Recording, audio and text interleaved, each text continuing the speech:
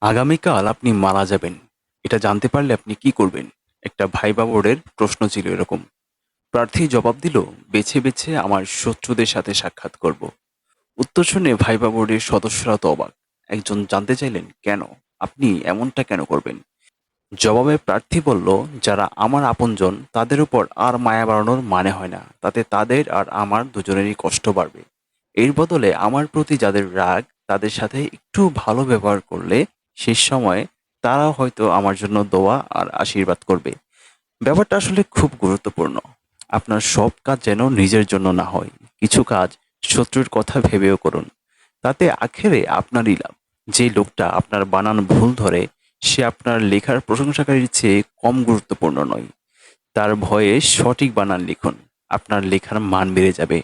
প্রতিটা অর্জনের চেষ্টার পেছনে শত্রু থাকলেও সেটা দ্রুত পাওয়া যায়। শত্রুদের সম্পর্কে সতর্ক থাকুন, কিন্তু তাদেরকে ঘৃণা করবেন না। একটা মানুষ যখন আপনাকে গালি দেয়, তখন সে আপনার কাছ থেকেও একটা পাল্টা গালি শোনার জন্য অপেক্ষা করে থাকে।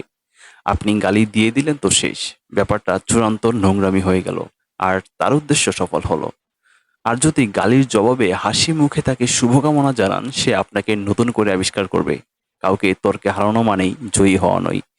কখনো কখনো অন্যের যুক্তি মেনে নেওয়াই প্রকৃত বিজয়। আমি যখন কিছু লিখি, তখন সহমত কমেন্ট দেখলে আমি খুশি হই। তবে কেউ যৌক্তিকভাবে দ্বিমত দিলেও অখুশি হয় না। সমালোচকদের ভালোবাসুন।